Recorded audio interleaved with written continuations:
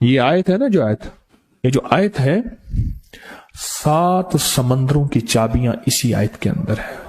7 زمینوں، 7 آسمانوں اور جتنی بھی مخلوقات ایسی ہے جو ڈس سکتی ہے، جو چیر پھاڑ سکتی ہے، یا ایسی آفتیں اور بلائیں جو آنے والی ہیں، ان سب کو سنبھالنے کے لیے یہ آیت آخری طاقتور ترین آیت ہے، اور یہ عمل حیرت انگیز ترین عمل ہے. میں چند سانسیں پڑھواؤں گا، میں آج چند سانسیں پڑھواؤں گا، اور آپ کو علم ہے کہ یہ کتنی سانسوں کا عمل ہے؟ 40 سانسوں کا عمل ہے.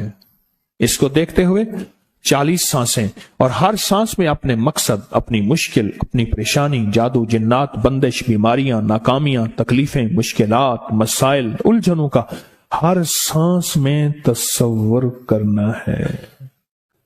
اگر چاہتے ہیں کہ ہمیشہ تمنگری رہے، مالداری رہے، عزت رہے، بھرم رہے، اور نسلیں پتہ نہیں کتنی آئیں گی کوئی خبر نہیں، اور ان کا رزق کشادہ رہے، کیسے ہوگا؟ کس طرح ہوگا؟ تو اس کا واحد حل اور اس کا واحد راستہ صرف یہی ہے. اپنے مالوں کو سوچیں، یہ میرا مال اللہ نے دیا ہے.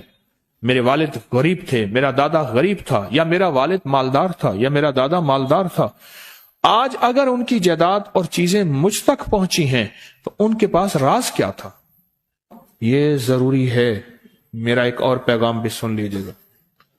یہ ضروری ہے کہ اپنی نسلوں کو فقیر اور غریب اور منگتا چھوڑ کے نہیں جانا. جتنی استطاعت ہو ان کے لیے اتنا جائیداد، پراپرٹی، مال، کوئی رزق کو چھوٹا سا چھوڑ کے جانا ضروری ہے. اپنی نسلوں کو خالی چھوڑ کے نہ جانا. اگر وسائل ہیں، حلال کے راستے ہیں، اگر نہیں ہیں تو کوشش کرتے رہیں. اللہ کا مال اللہ کے ذمہ ہے، اللہ کا نظام اللہ کے ذمہ ہے. یہ آپ اگر اپنے پاس کچھ مال رکھتے ہیں، کچھ جائیداد رکھتے ہیں، سونے جواہرات رکھتے ہیں، یا کچھ چیزیں رکھتے ہیں، اگر آپ رزق حلال میں سنبھال کے رکھا ہوا ہے اور سال کے بعد ان کی زکوٰۃ دیتے ہیں اور رکھتے ہیں، تو یہ حرام نہیں ہے، اسباب کے موافق ہے اور توکل کے خلاف نہیں ہے. ایسا کرنے سے آپ گناہگار نہیں ہوں گے. ڈھاکہ میں ایک بازار ہے، اس کا نام خانم بازار ہے. خانم رئیس اعظم تھا، رئیس اعظم. پر اس نے زکوٰۃ، عشر، ہدیات، صدقات کے لیے اپنا مال محفوظ نہ کر سکا. بہت رئیس تھا. اس کے بارے میں تھا کہ 40 دن تک اگر گھوڑی دن رات دوڑتی رہے، گھوڑا دوڑتا رہے تیز رفتار، اس کی جاگیر ختم نہیں ہوگی.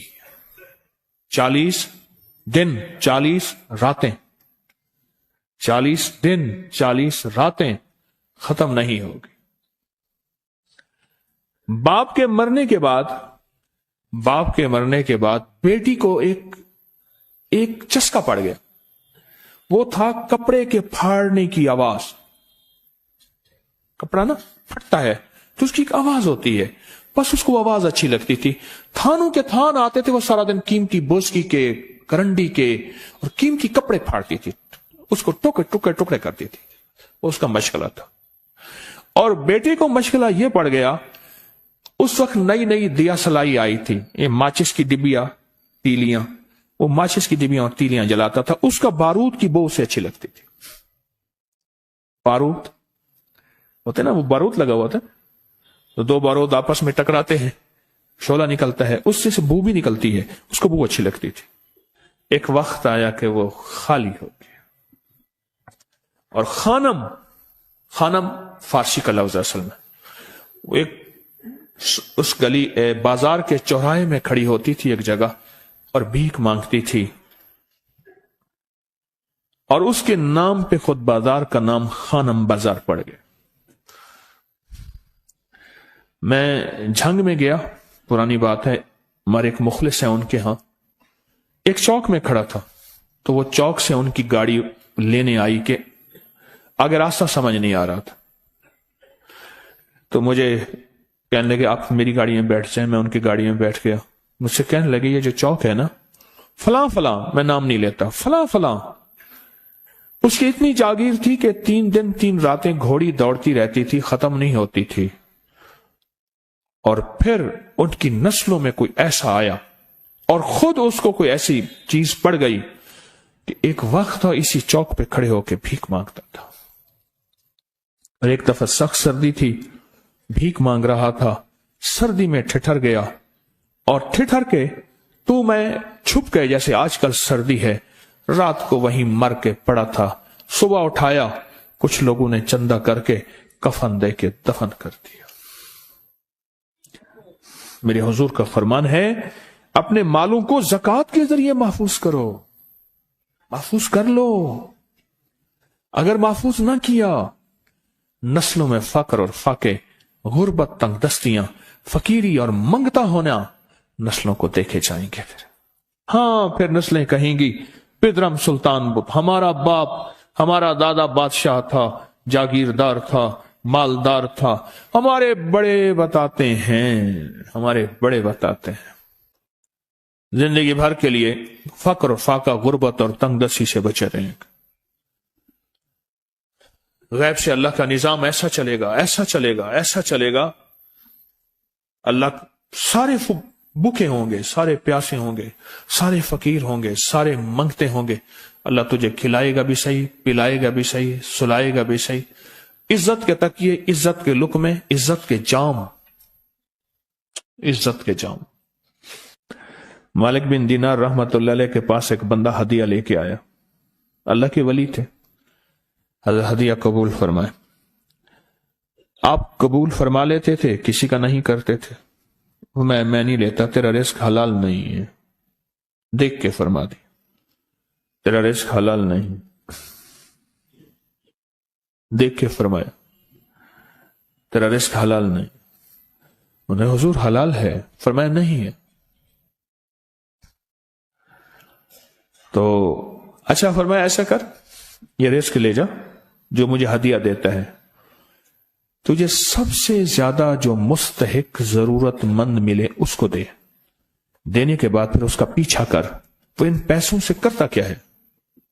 اب مرشد کا حکم تھا، فرمان تھا، کیا. دیکھا تو ایک لولا، لنگڑا، اپاہج، معذور، اندھا، کانا، کپڑے خستہ حال، بالکل بے بس اور بھیک مانگ رہا ہے. اس کا دل نرم ہوا اور کہا کہ اس سے بڑا ضرورت مند پھر کوئی نہیں ہے. اس کو جا کے مال دیا، پیچھا کیا. چلتے چلتے چلتے اس نے جا کے نا آگے گیا تو نہ وہ لولا تھا، نہ وہ لنگڑا تھا، نہ وہ کندھا تھا، کانا تھا، نہ وہ اندھا تھا، کچھ بھی نہیں تھا. بالکل ٹھیک ٹھاک ہو گیا اور یہ حیرت سے دیکھ رہا ہے. کرتے کرتے جا کے اس نے ان پیسوں سے حرام کام کیا. خاموشی سے آ گئے، آپ کا فرمان ٹھیک ہے، میں اب یہ میرے پیسے لے. یہ جا کے نا کسی ایسے بندے کو دے جو تجھے سب سے زیادہ مالدار نظر آتا ہو، خوشحال نظر آتا ہو، بہترین نظر آتا ہو. اب پیسے لے لیے. اب دیکھا تو ایک صاحب ہیں، بڑے قیمتی گھوڑے پہ، لاجواب پوشاک ہے اور بہت اچھی حالت ہے ان کی، بہت اچھی حالت. سوچا کہ حضرت نے فرمایا تھا کہ سب سے زیادہ خوشحال کو دینا. اس کو جا کے پیسے دیے، اس نے لے لیے. اب اس کا پیچھا کیا.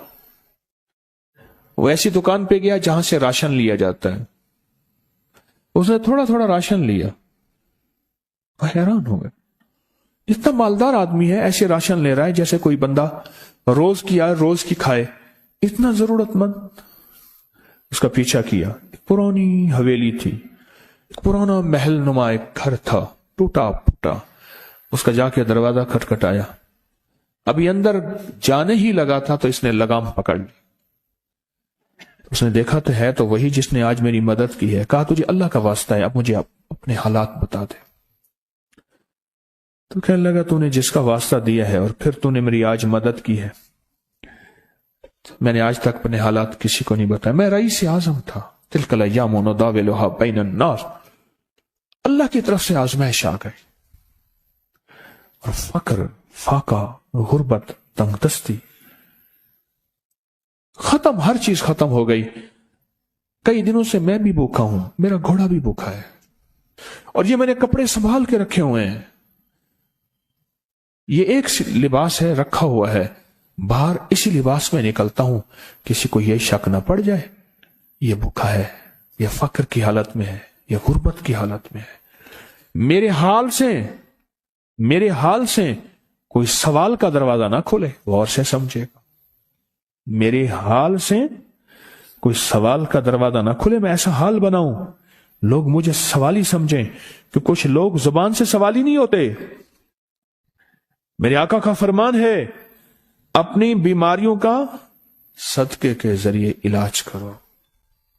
और सदका, ये सारा वाकया सुनाने का मकसद, तलाश करो, ज़कात तलाश करो, किसको देनी है, कौन जरूरतमंद है, कौन ऐसा है जिसको बज़ाहिर लोग मालदार समझते हैं, अंदर से खाली है, खोखला है। हुआ ये, एक खैर के काम के लिए पैसे जमा करने थे, खैर के काम के लिए। उस वक्त 24,000 था, बहुत बड़ी रकम थी, 24,000 मुझे चाहिए था। तो कहने लगे कि मैंने सोच के कहां से ले आऊं, है नहीं, रोज कमाता हूं, बच्चों ठीक हैं, घर पल रहा, दूध लाता हूं, बेचता हूं, एक निजाम है मेरी, सर्दी गर्मी बारिश तूफान की तरतीब चल रही है, कहां से लाऊं। तो कहने लगे, ख्याल आया ये मोटरसाइकिल न बेच दो। फौरन उठा, मोटरसाइकिल ले गया।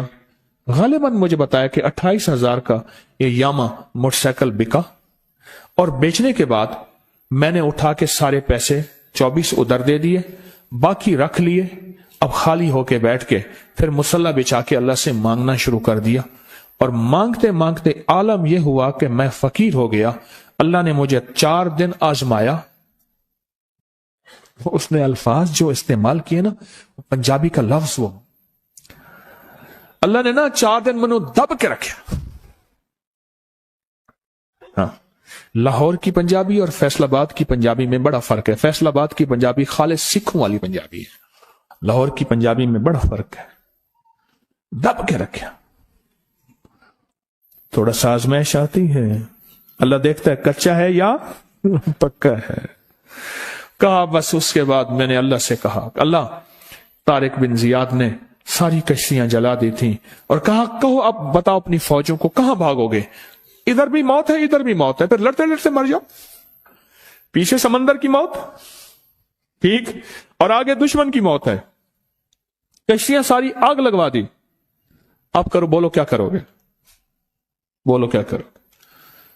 अल्लाह ने सारा निजाम फतह दे दी, कामयाबी दे दी, और कहा फिर अल्लाह ने मेरे लिए जो दरवाजे रिस्क के खोले हैं, अब मुझे कोई भी चीज जरूरत होती है, मैं घर की चीज बेच देता हूं, और बेच के अल्लाह के खजानों में देता हूं बगैर सवाल के। उसके अल्फाज हैं, क्या अल्फाज है, बगैर सवाल के अल्लाह मुझ पे रिस्क के दरवाजे खोल देता है, अल्लाह मेरी जरूरतें पूरी कर देता है, अल्लाह ने मुझे खुशहाली दी है। और मुझे कहने लगे, सारे गुर मुझे हाजी साहब ने बताए थे, अल्लाह से लेने के सारे गुर ये मुझे हाजी साहब ने बताए थे। तो आपको एक लफ्ज कह रहा हूं, जिसको भी देखेंगे कि उसकी नस्ल दर नस्ल, दसर दर नस्ल रिस्क के दरवाजे हैं, तो वो खुलेंगे सिर्फ देने के नाम पे, सवाल के दरवाजे खोलने के नाम पे, सवाल के दरवाजे खोलने के नाम पे कभी नहीं खुलेंगे, वरना रिस्क आजकल के मॉडर्न जुए में चला जाएगा। आजकल के मॉडर्न जुए आए हुए हैं। अपने रिस्क को मेरे आका का फरमान है, और बीमारियों का इलाज सदकों से करें।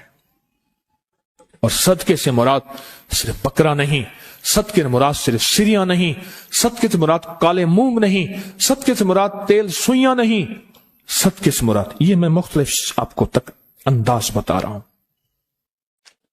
यहां LOS है लाहौर के साथ, ये पहले नहीं बना था, नाला था, नाले के इधर एक समनाबाद की तरफ सड़क जा रही है, पुरानी बात है। वहां कुछ बंदे ने किताबें लगाई हुई थी, बंदे ने किताबें लगाई हुई थी। मैं किताबें देख के तो आ गया, मेरे दिल में आया कि जरूरतमंद है, ہمارے ایک مخلص ہیں ہمارے دوست فیصل شمسی، میں نے ان کو بڑا نوٹ دیے، میں نے کہا جا کے نا اس کو کس طرح رکھ کے پھر چلا جاتا ہوں، کیونکہ مجھے لگتا ہے وہ خوددار آدمی نہیں لے گا، اور انہوں نے ایسا کیا۔